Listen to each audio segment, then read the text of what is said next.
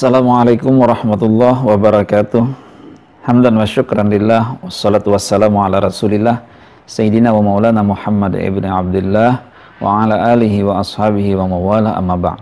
Kaum muslimin dimanapun anda berada, para mahasiswa Fakultas Syariah YIN Palangkaraya yang memprogram mata kuliah Usul Fikih 2, kembali lagi kita bertemu dalam memperbincangkan dan membahas materi-materi Usul Fikih 2. Kita mengetahui bahwasanya Usul Fikih ini adalah sangat penting sekali karena dia merupakan metodologi atau alat untuk kita menetapkan hukum Islam.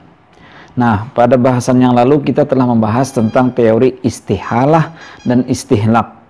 Anda masih ingat, mudah-mudahan istihalah itu adalah teori perubahan satu benda najis ke bentuk benda yang lain yang bisa menjadi halal. Dia berubah, asalnya najis tapi berubah secara alami kemudian menjadi barang yang suci, maka dia menjadi halal. Sementara istihlak itu benda najis yang sedikit menjadi lebur, menjadi hancur karena bercampur dengan benda yang lain, maka itu disebut dengan suci juga. Karena benda najis ini tadi sudah hilang baik rasa, bau, dan warnanya karena bercampur dengan benda yang lebih banyak lagi. Saya di sini mengutip tentang pemikiran yang disampaikan oleh artikel dalam artikelnya Profesor Nadir Shah Hussein. Kata beliau, jika istihalah dan istihlak tidak bisa kita terima, gitu ya. Kalaupun teori istihalah dan istihlak ini tidak bisa kita terima, maka ada satu teori lagi yang mungkin bisa harus kita terima, yaitu disebut dengan teori darurat. Barangkali tadi teori istihalah tadi, hasil-hasil contoh-contoh istihalah atau contoh-contoh istihlak tadi masih tidak bisa kita terima, maka ada lagi satu teori yang mungkin disebut sebagai teori darurat. Nah, itu kata beliau seperti ini.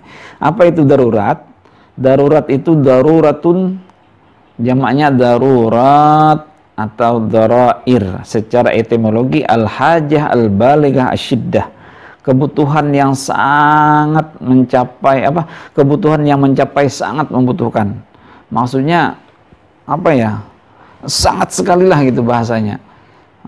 Digunakan dengan kata gimana ya? Pokoknya butuh sekali gitu. Kalau disebut dengan darurat itu perlu sekali, penting sekali. Nah, ini al-hajah al-balighah asyiddah. Balighah itu lebihnya pentingnya itu sangat lebih sekali. Tambah lagi syiddah, syiddah itu bersengatan namanya. Berarti sangat penting sekali lah begitu. Atau ada juga mengartikan al-asyiddatu lan madfa' laha, yaitu suatu yang sangat dibutuhkan di mana tidak ada cara lain untuk menanganinya. Satu yang sangat dibutuhkan di mana tidak ada cara lain untuk menanganinya. Pokoknya ibaratnya yang ada jalannya itu hanya sekecil lubang jarum aja. Nggak mungkin kita masuk ke lubang jarum, kan badan kita segini gini, ibaratnya kayak gitu.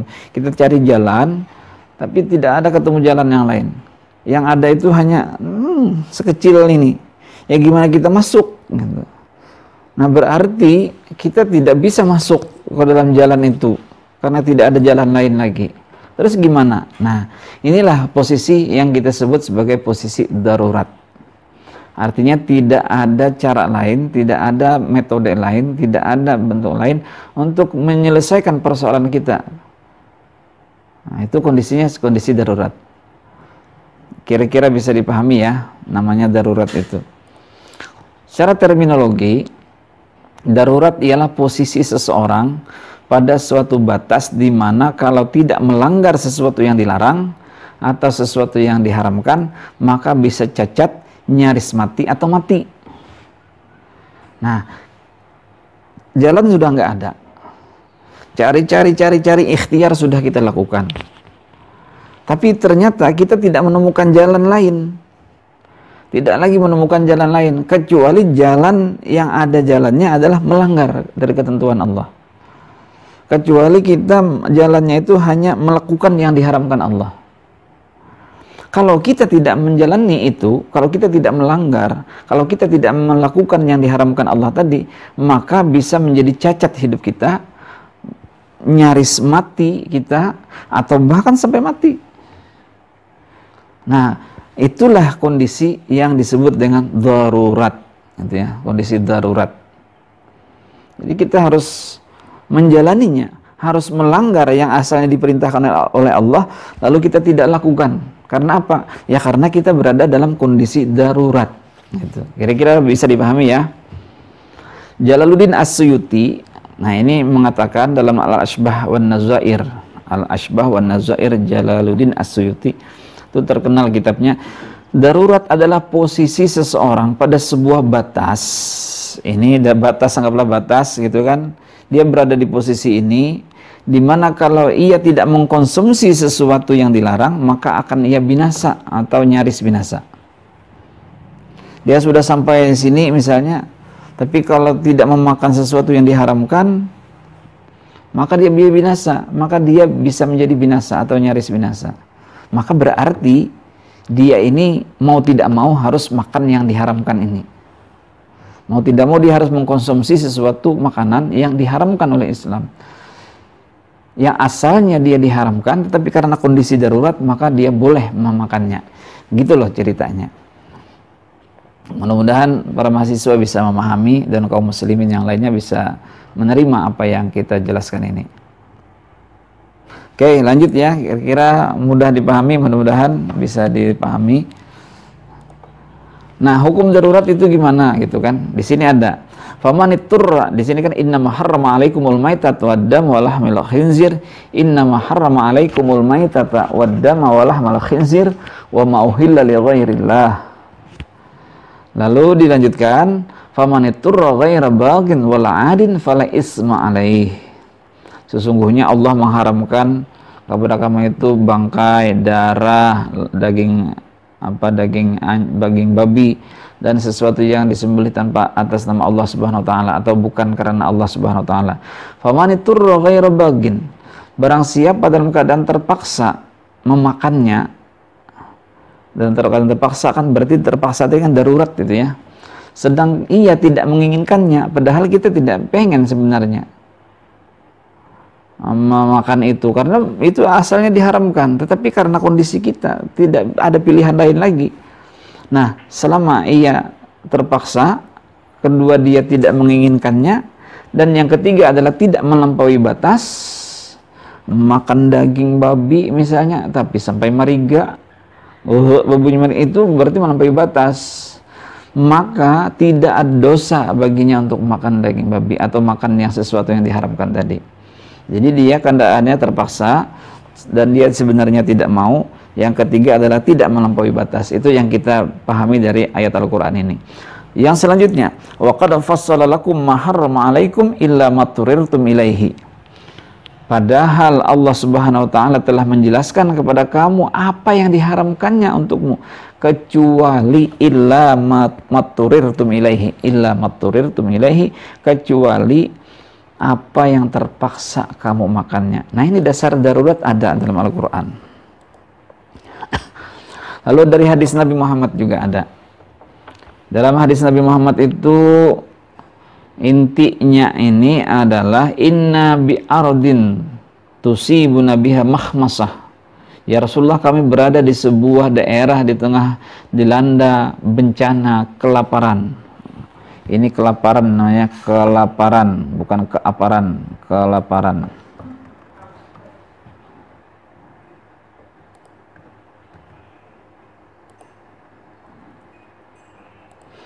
Nah, di tengah belanda kelaparan katanya. Lalu fama yahillu lana minal maitah, apakah kami halal memakan bangkai ya Rasulullah? Wa qala, lalu kata Rasulullah, idza lam tastabihu wa lam taghtabiqu wa lam tahantafi'u baqalan fasya'nukum biha. Kalau memang kalian tidak menemukan makanan yang bisa kalian makan pada pagi dan sore, dan bahkan tidak mendapatkan sayuran, walam tahtafi'u baqalan, tidak mendapatkan sayuran yang bisa kalian cabut, fasya'nukum biha, maka silakan kalian makan bangkai itu.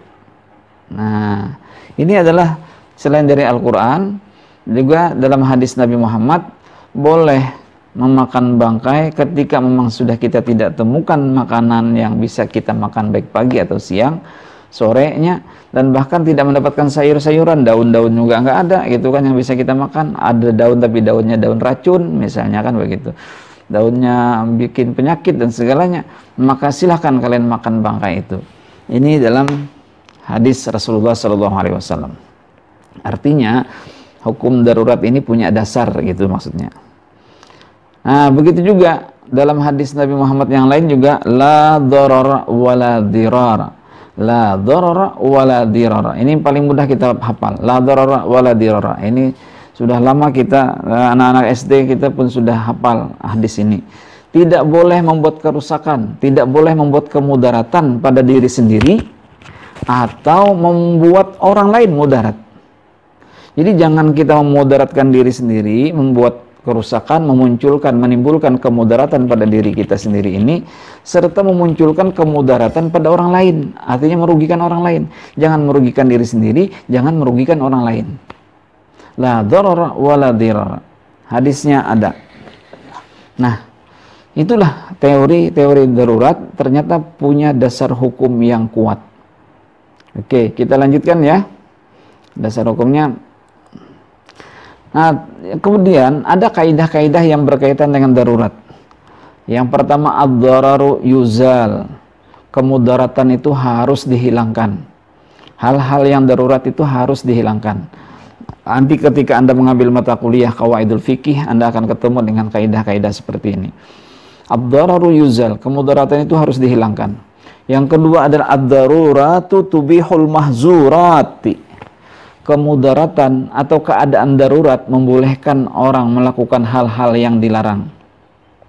Yang asalnya dilarang, anggaplah nanti kita sampai ke pembahasan ada fatwa MUI menyuruh mengganti salat Jumat menjadi salat zuhur. Nah, itu adalah sampai bahasan ke situ. Mudah-mudahan sampai ke situ kita bahas itu ya. Yang jelas hal-hal yang darurat tadi harus dihilangkan. Yang hadis yang pertama tadi, la darara wala dirara, jangan menimbulkan kemudaratan pada diri sendiri, jangan menimbulkan juga kemudaratan pada orang lain. Itu betul.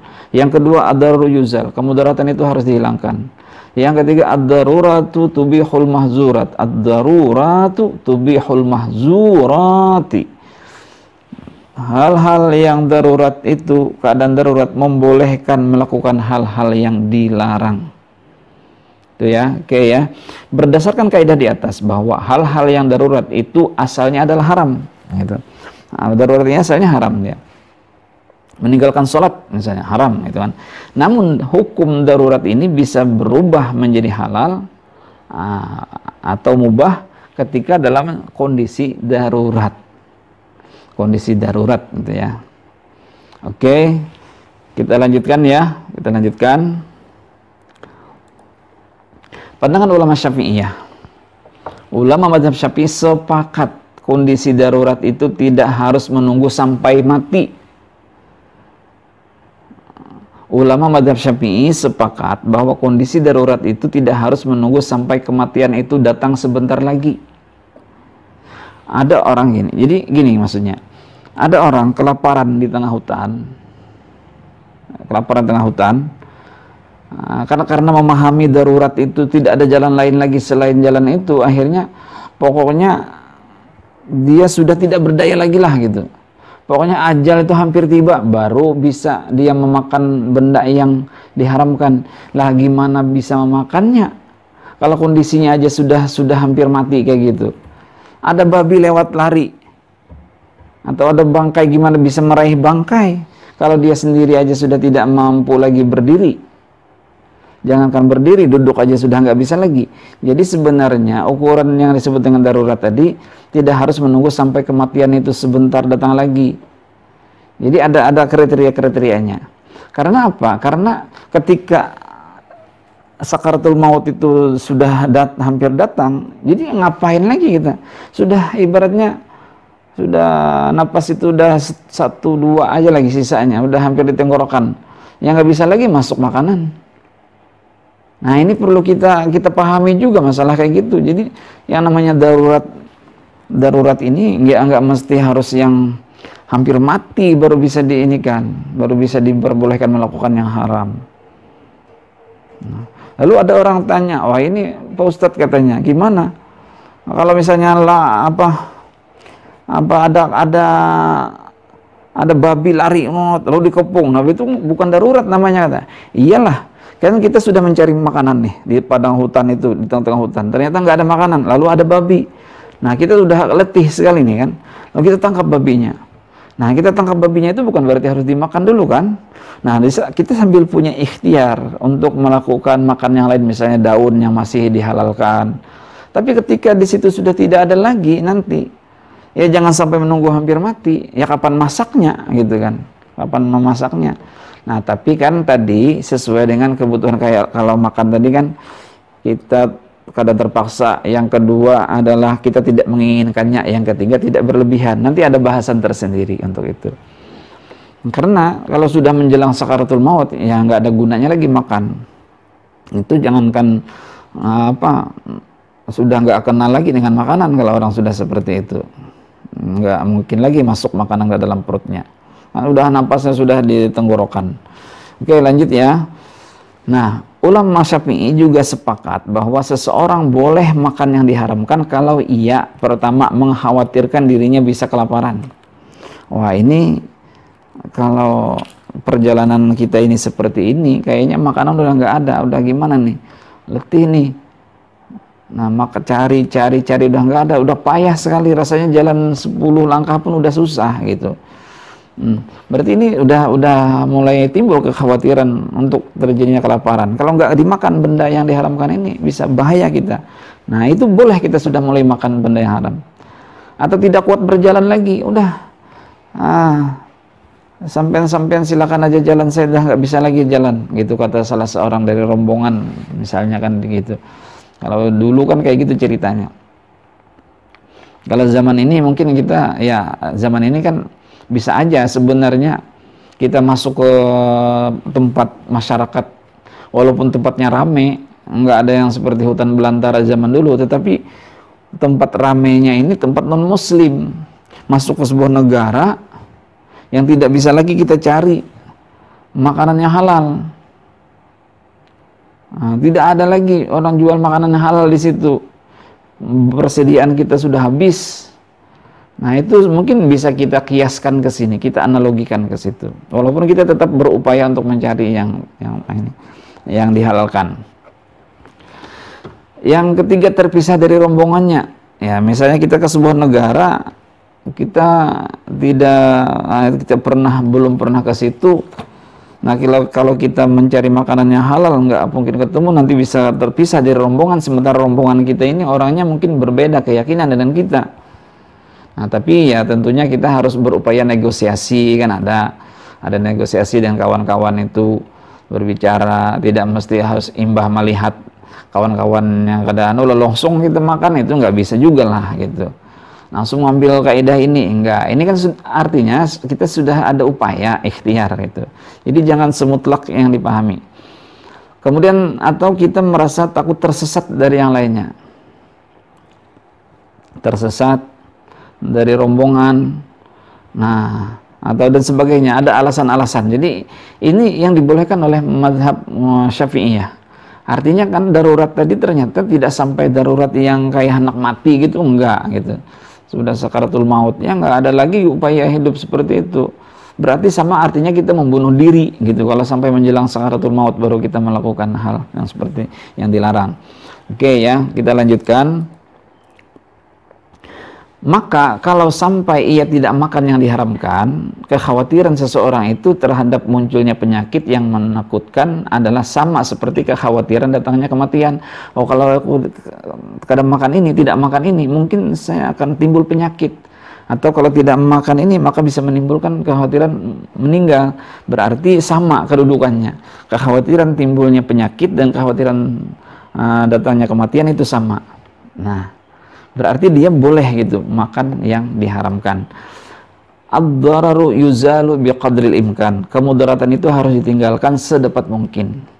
Pengalaman ada orang yang kena serangan jantung, lalu harus disuntikkan ke dalam apa ya namanya, ke pembuluh darah itu disuntik untuk mencairkan darah ini, mencairkan pembuluh darahnya ini. Tapi ternyata di situ seorang dokter datang kepada keluarga pasien, maaf Bapak Ibu, ini ternyata ada enzim babinya. Nah, apakah Bapak Ibu bersedia yang seperti itu? Nah, sementara yang pasien ini hungak-hungak, sudah bahasa Banjarnya itu sudah kesakitan, udah. Nah, itu kan kondisinya darurat kan gitu. Kalau menjelang dia sudah hampir ngek, begitu baru dikasih kan ya nggak mungkin. Nah, dicari tempat yang lain, ada nggak yang lain daripada itu? Nggak ada. Atau ada tapi lambat, reaksinya lambat misalnya. Udah ambil. Nah, jadi ad-dararu yuzalu biqadril imkan. Kemudaratan itu harus ditinggalkan sedapat mungkin. Itu kita upayakan. Maka menyuntikkan itu tadi ke jantung, ke pembuluh darah tadi dibolehkan. Tapi ketika dia sudah selesai masa kritisnya, nanti ada kita bahas itu, setelah selesai masa kritisnya, maka tidak boleh lagi disuntikkan itu. Karena dia sudah melewati batas kritis. Oke, lanjut. Jadi nah lalu sekarang siapa sih yang punya otoritas untuk menyatakan itu darurat atau tidak? Nah, salah satu ukuran darurat itu bisa melalui pertimbangan medis. Medis menyatakan bahwasanya sehari ini kondisinya darurat. Negara mungkin mengumumkan, tapi melalui hasil kajian dari medis. Atau melalui pakar opini. Negara mendengar presiden, bupati, gubernur, bupati, sampai yang lainnya menyatakan bahwasanya berdasarkan dari opini penelitian para pakar bahwa ini kondisinya darurat. Nah, maka yang punya otoritas untuk menyatakan darurat tadi yang kayak gitu, medis atau apa. Nah, kalau sampai kita masih tidak percaya dengan ucapan mereka, percaya dengan siapa lagi kita? Nah, gitu. Ukuran yang disebut darurat itu seperti apa? Ad-daruratu tuqaddaru biqadariha. Ad-daruratu tuqaddaru biqadariha. Ukuran yang disebut darurat itu sesuatu yang diperbolehkan karena darurat, harus diperkirakan menurut batasan ukuran kebutuhan minimal. Jadi artinya darurat itu tidak terus-terusnya begitu. Nah, jadi kita lihat kapan nih kira-kira berakhir kondisi darurat ini. Itu harus kita perkirakan. Ada batasannya. Tidak selamanya darurat. Nah, lanjut. Ma'ubiha lid darurati yuqaddaru biqadariha. Apa yang dibolehkan karena darurat, maka harus disesuaikan juga dengan kadarnya. Jangan mentang-mentang karena ini adalah kondisi darurat, lalu sebisa-bisanya melakukan apa gitu. Nah, atau apa kayak gitu yang dilakukannya. Misalnya kondisi ini, saat ini misalnya kita berdasarkan fatwa MUI, tadi kita jelaskan juga, tapi saya ambil sedikit secuil. Kita tidak sholat di masjid lagi, kita kalau bisa sholat as-sholatu fi buyutikum, sholatnya adalah di rumah-rumah kamu. Oh, ini kondisi darurat, akhirnya di muka rumah orang waktu sholat kita duduk aja masih di muka rumah, di depan rumah. Lalu kata orang, kenapa? Oh, ini keadaan darurat, kita nggak sholat di masjid lagi. Ya bukan begitulah, begitu kan. Kita wajib salatnya tetap di rumah gitu. Hanya tempatnya yang kita bedakan. Bukannya dalam artian tidak sama sekali salat, kayak gitulah. Ma'ubi halid darurati yuqaddaru biqadariha. Apa yang dibolehkan karena darurat maka harus disesuaikan juga dengan kadarnya. Sama makan daging babi, makan daging yang diharamkan tadi. Mentang-mentang darurat lalu makan. Nah, itu namanya kenyang, padahal maksudnya tidak. Yuqaddaru biqadariha. Ada batasan-batasan minimal. Ketika sudah kita merasa sudah kenyang, bukan kenyang sih, maksudnya kita masa kritis kita sudah hilang, maka yang diharamkan tadi tidak boleh lagi kita makan. Begitu ya, dari kaidah-kaidah ini. Ukuran yang disebut darurat, jadi kaidah di atas menjelaskan bahwa dalam melakukan yang haram karena darurat tidak boleh melampaui batas. Nah ini tadi, ini sesuai dengan firman Allah yang ada di atas tadi, illa maturirtum tadi. Kayak adin wala bagin tadi kan, tidak secara berlebihan, tetapi hanya sekedarnya saja. Jika sudah berlebih maka tidak lagi dianggap sekedar memenuhi kebutuhan kondisi keterpaksaan. Nah, sudah jelas ya. Darurat itu mesti bersifat temporer atau sementara. Bila kondisi normal kembali, maka berlakulah hukum asal, yaitu hukum yang asalnya haram, ya tetap bakal kembalilah dia haram. Darurat tadi adalah sementara. Maka ketika sudah hilang masa darurat, maka kembalilah hukum itu secara normal. Kira-kira bisa dipahami ya. Hukum itu kembali ke normal. Yang asalnya haram, maka kembali ke haram. Gitu. Kita lanjut. Contoh, seseorang berada di tengah hutan dan berhari-hari tidak makan. Lantas ia ketemu babi atau bangkai. Maka sekedar untuk mempertahankan hidup, ia boleh mengkonsumsinya. Ketika kondisi tadi sudah darurat, gitu ya. Darurat tadi yaitu kita sudah mengkhawatirkan diri kita kalau tidak makannya kita akan nyaris meninggal, gitu. Khawatir timbulnya penyakit yang lebih besar lagi. Nah, penyakit itu penyakit apa kayak ya, macam-macam manusia kita ini kan macam-macam, ada keluhan masing-masing. Maka dia yang mengetahui, atau mungkin kalau dari pertimbangan dokter misalnya ada penjelasan dokter dulu, Anda kalau tidak terlambat makan Pak, Bapak akan mengalami apa-apa kata dokternya. Nah, kita percaya dengan otoritas karena mereka punya otoritas untuk menyatakan seperti itu. Lanjut, vaksin babi. Jika seseorang tidak menggunakan vaksin ini, maka ia bukan saja membahayakan kehidupannya, tapi juga hidup orang lain yang berinteraksi dengan dia. Artinya dia bisa menularkan ke orang lain dari penyakit itu. Berarti selama belum tersedia jenis vaksin yang lain, maka penggunaan vaksin dari enzim babi dibenarkan dalam kondisi darurat. Itu ya. Artinya gini, jika tadi kan teori istihlak tadi kan sudah kita jelaskan, vaksin ini hilang karena bercampur-campur yang lain. Tapi kalaupun misalnya kita ini menolak teori istihlak tadi, nah paling tidak ada teori teori darurat inilah. Teori darurat ini adalah menyatakan bahwasanya jika seseorang tidak menggunakan vaksin ini, maka ia bukan saja membahayakan dirinya, tapi juga bisa membahayakan orang lain yang berinteraksi dengan dirinya. Kita ingat hadis Rasulullah tadi, la dharara wala dirara. Jangan menimbulkan kemudaratan pada diri kita dan jangan juga menimbulkan kemudaratan pada orang lain. Berarti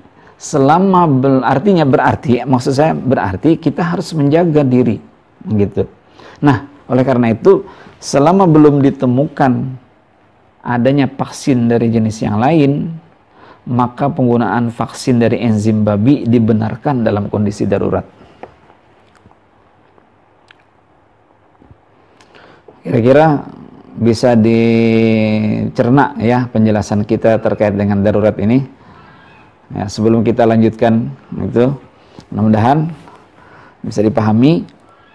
Nah, baru kita kembali ke contoh fatwa MUI nomor 14 tahun 2020 tentang penyelenggaraan ibadah dalam situasi terjadinya wabah COVID-19 ini. Nah, sekarang kita bahas fatwa MUI nomor 14 tahun 2020 tentang penyelenggaraan ibadah dalam situasi terjadinya wabah COVID-19. Ini harus kita bahas juga, gitu. Dalam fatwa itu disebutkan, bisa Anda sebenarnya download fatwa itu. Yang pertama, mereka menuliskan wajib masing-masing diri kita itu menjaga jiwa. Karena menjaga jiwa itu termasuk dalam kaitannya maqasidus syariah bagian hifzun nafsi, yaitu memelihara jiwa. Masing-masing kita ini wajib memelihara jiwa kita supaya tetap sehat, aman, dan hidup. Wajib itu. Itu pertama. Dalam maqasidus syariah, dia menjadi bagian salah satu unsur yang wajib kita pelihara, yaitu hifzun nafs. Ada 5 yang wajib dijaga. Pertama, hifzuddin, menjaga agama. Yang kedua, hifzun nafs, menjaga jiwa. Yang ketiga, hifzul akal, menjaga akal. Yang keempat, hifzun nasal, menjaga keturunan. Yang kelima, menjaga hifzul mal, wajib menjaga harta. Salah satunya adalah menjaga jiwa. Nah, lalu yang kedua, bagi yang terpapar virus wajib mengisolasi diri. Kenapa? Bagi yang sudah terpapar virus wajib mengisolasi diri supaya dia tidak menularkan kepada orang lain. Tadi kita kembali kepada hadis Nabi, la darara wala dirara. Tidak boleh menimbulkan kemudaratan kepada orang lain, dan jangan pula tidak boleh memudaratkan diri sendiri, la darara, jangan menimbulkan mudaratan diri sendiri, wala dirara, dan jangan juga menimbulkan kemudaratan pada orang lain. Intinya kayak gitu. Kita jangan rugi, orang jangan rugi. Gitu maksudnya. Kita jangan memudaratkan diri sendiri, tapi jangan juga memudaratkan orang lain. Maka bagi yang terpapar virus, wajib dia mengisolasi diri supaya di orang lain terbebas, tidak terjangkit dari penyakit dia. Itu. Yang ketiga, bagi orang yang sehat. Dalam contoh itu ya, bagi orang sehat tinggal di kawasan potensi penularan yang tinggi, daerah kawasan kita ini termasuk tinggi misalnya, maka berdasarkan ketetapan yang berwenang, nah itu tadi kondisi darurat itu siapa yang punya otoritas? Nah, itu pemerintah, dari medis, kemudian dari ulama, dari pakar, lalu diumumkan oleh pemerintah. Maka berdasarkan ketetapan yang berwenang, yang punya otoritas, boleh menggantikan salat Jumat ke salat zuhur, dilaksanakan di rumah, bahkan salat-salat wajib lainnya termasuk tarawih dan Idul Fitri atau Idul yang lain. Mudah-mudahan tidak sampai ke situlah gitu. Mudah-mudahan salat sebelum hari raya, sebelum Ramadan sudah hilang COVID-19 ini. Amin. Supaya kita terlepas dari belenggu ini. Tapi bagi potensi kawasan, kita tinggal di kawasan potensinya yang sangat luar biasa tinggi, maka kita ini tadi. Namun sekarang saudara, kita sudah tidak bisa lagi menyatakan ini potensinya rendah atau tinggi. Hari ini sudah mendunia. Semua orang sudah kenal dengan COVID ini. Artinya kita rasanya sudah susah mencari tempat yang aman begitu. Nah, berarti maka kita mengambil hukum mengikuti pendapat MUI ini. Jadi MUI ini bukannya melarang melaksanakan sholat Jumat, tetapi ini coba kita baca, tinggal di kawasan potensi penularan yang tinggi, maka berdasarkan ketetapan yang berwenang boleh menggantikan sholat Jumat ke sholat zuhur, dilaksanakan di rumah, gitu ya. Bahkan berapa kali sholat zuhurnya yang sholat Jumatnya ditinggalkan, lebih dari 3 kali karena kondisinya darurat. Jadi ada orang mengatakan betul dalam hadis Nabi, orang yang meninggalkan sholat Jumat 3 kali itu hukumnya kafir. Tetapi kondisinya kondisi yang seperti apa yang harus kita pahami. Nah, kondisi kita hari ini adalah kondisi darurat. Maka kita sudah membahas tadi terkait dengan darurat. Kita bahas tadi kan hukum darurat. Ad-dararu yuzal, kemudaratan itu harus dihilangkan. Ad-dararu yuzalu biqadril imkan, kemudaratan itu semaksimal mungkin harus dihilangkan. Ad-daruratu tuqaddaru biqadariha, tapi walaupun dia darurat tapi ada ukuran-ukuran minimalnya juga. Jadi artinya dia temporer. Ma ubiha lid-darurati tuqaddaru biqadariha, apa yang dibolehkan karena darurat tapi tentu dia punya ukuran minimal temporernya sampai kapan berakhirnya itu. Jadi ketika masa darurat itu hilang, maka berlakulah hukum yang awalnya. Salat Jumat ini memang wajib dan haram ditinggalkan, bahkan kafir 3 kali salat tidak salat Jumat. Tetapi ketika masa darurat ini ada, dia sampai berapa aja tidak masalah karena dalam keadaan kondisi darurat. Namun ketika kondisi darurat itu sudah lepas, sudah tidak ada lagi, maka berlakulah hukum normal. Berlakulah kita salat di masjid, berlakulah kita salat Id, berlakulah kita seperti keadaan semula begitu. Salat Jumat juga. Itu. Nah, yang ketiga, yang A, tinggal di kawasan potensi penularan yang rendah. Maka berdasarkan ketetapan yang berwenang tetap wajib menjalankan kewajiban ibadah sebagaimana biasa. Nah, misalnya daerah kita ini potensinya penularannya masih rendah gitu. Maka berlaku aja kita masih salat Jumat di masjid, masih di mana saja. Tapi lagi-lagi saya katakan, hari ini kita sudah tidak bisa lagi menyatakan bahwasanya ini kawasan kita ini rendah atau tidak gitu. Karena buktinya tiap daerah ada. Kita tidak tahu, apalagi baru-baru ini kita mendengar ternyata penularannya itu tidak lagi melalui bersin, batuk atau apa orang lain atau bersentuhan dengan fisik orang. Tadi kan mungkin bersentuhan, sekarang kemudian mungkin dari batuk orang. Nah sekarang tidak lagi, ternyata dari WHO menyatakan dari udara pun juga bisa menjangkiti seseorang. Na'udzubillahi min dzalik, luar biasa. Mudah-mudahan kita terhindar dari hal yang kayak gini.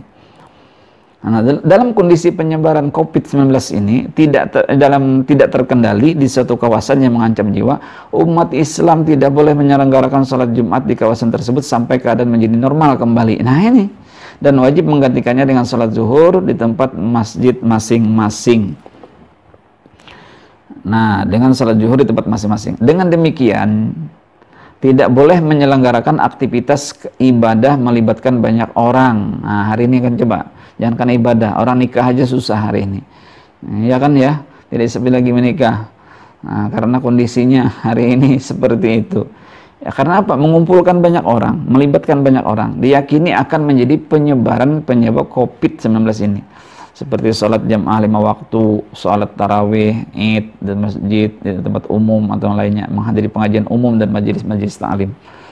Nah, inilah kondisi kita, na'udzubillahi min dzalik. Mudah-mudahan secepatnya persoalan ini berakhir. Mudah-mudahan bisa dipahami, diterima penjelasan ini. Yang kelima, dalam kondisi penyebaran COVID-19 terkendali, umat Islam wajib menyelenggarakan sholat Jumat. Nah, artinya tadi kan yang dalam kondisi tidak terkendali. Nah, tapi kalau dalam kondisi yang masih terkendali, ya wajib aja kita melaksanakan sholat Jumat. Tapi lagi-lagi saya katakan, sebagaimana yang saya katakan tadi, kita sudah tidak tahu lagi yang mana yang berpotensi, apalagi sudah yang udara ini sudah bisa menularkan ke orang lain. Nauzubillah. Ini tidak main-main, ya Allah ya Rabbi, susah sekali kita menghadapi. Tapi Allah Subhanahu wa taala punya urusan. Mudah-mudahan kita diselamatkan oleh Allah.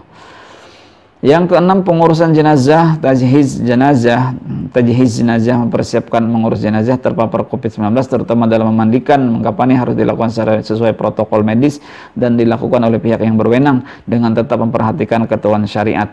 Sedangkan untuk mensalatkannya dan menguburkannya dilakukan sebagaimana biasa dan tetap menjaga agar tidak terpapar COVID. Ya itulah kayak yang kita perhatikan selama ini. Tapi insya Allah ada di tempat daerah-daerah yang lain, saking khawatirnya juga mereka menolak dimakamkan orang yang terpapar ini, jenazahnya ini dimakamkan di situ. Tapi sebenarnya kalau mereka yang menguburkan itu orang ahli dan segalanya, kita percaya insya Allah tidak tertular. Tapi ya itulah persoalan yang kita hadapi ini, begitulah hari ini.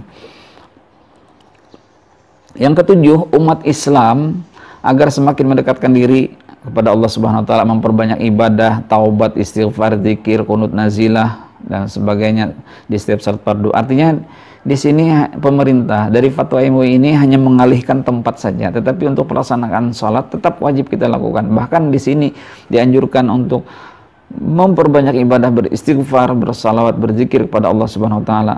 Kita mohon perlindungan, mengoreksi diri kita, introspeksi diri kita. Barangkali apa yang kita lakukan selama ini itu ada yang keliru, sehingga inilah menjadi teguran bagi kita. Begitu. Kita terlepas apakah COVID ini adalah bikinan orang, virus ini bikinan orang atau tidak. Tapi bagi umat yang beragama, kita menyerahkan kepada Allah Subhanahu wa taala sambil berikhtiar untuk menjaga diri, hifzun nafs tadi. Yang kedelapan, tindakan yang menimbulkan kepanikan atau menyebabkan kerugian publik seperti memborong, menimbun bahan kebutuhan pokok dan menimbun masker hukumnya haram. Nah, di saat-saat yang seperti ini jangan bisa ada menimbulkan barang. Makanya aparat pemerintah harus, aparat keamanan harus menindak hal-hal orang-orang yang seperti itu. Nah, itulah terkait dengan fatwa MUI ini. Ini kenapa saya masukkan ke sini? Karena kita membahas dalam mata kuliah kita ini adalah mata kuliah teori darurat. Jadi keadaan darurat inilah yang membuat kita tidak sholat Jumat di masjid gitu loh. Nah, bagaimana kalau sampai 3 kali sholat Jumat tidak sholat di masjid? Nah, dalam keadaan normal, oke, hadis Nabi Muhammad itu betul kita pakai, kita terapkan bahwa kafir orang yang tidak sholat Jumat 3 kali berturut-turut. Tapi dalam kondisi darurat yang seperti ini, kalau kita sholat, misalnya menyelenggarakan sholat Jumat, oke, kita disebut dengan hifzuddin, memelihara agama. Tapi dengan hal seperti ini, beranikah kita akan terbebas dari virus? Gitu. Karena kita tidak tahu juga. Beda halnya kalau kita sudah tahu membaca, oh ini karena virus, jangan kita dekati. Paling tidak, tapi kalau kita tahu ada orang yang bisa menyebarkan virus lalu kita tidak beritahukan kepada orang lain, namanya kita juga ikut andil menyebarkan virus kan. Nah, karena kita tidak tahu, maka lebih baik kita menjaga diri. Supaya apa? Dengan kita menjaga diri, kita tidak ikut di situ sholat Jumat di masjid, kita sholatnya di rumah saja, maka kita insya Allah kalau disehatkan oleh Allah Subhanahu Wa Taala bisa melaksanakan sholat Jumat berkali-kali selama hidup kita. Tapi kalau kita misalnya di sini menjaga agama, tapi kita akhirnya terpapar kena virus, berarti kita tidak akan bisa lagi melaksanakan sholat Jumat untuk selanjutnya. Yang pasti sekali mungkin kita diisolasi di ruang rumah sakit. Nauzubillah min dzalik. Jangan ya Allah ya Rabbi. Nah, oleh karena itu ditekankan kembali di sini, jika kondisi normal maka berlakulah hukum normal. Itu dalam teori darurat. Jika hukum normal ubiha lid darurati yuqaddaru biqadariha. Apa-apa yang dibolehkan karena darurat tentu tidak bisa melampaui batasnya, ada batas-batas minimal. Ketika dia habis masa tenggangnya, maka berlakulah hukum normal itu. Nah, barangkali demikian saudara-saudara sekalian terkait dengan bahasan kita, yaitu adalah bahasan teori darurat yang kita bahas pada hari ini. Terima kasih atas perhatiannya. Mudah-mudahan bisa dipahami, mudah-mudahan ada manfaatnya. Marilah kita akhiri bersama-sama dengan baca hamdalah, alhamdulillahirabbil alamin. Assalamualaikum warahmatullahi wabarakatuh.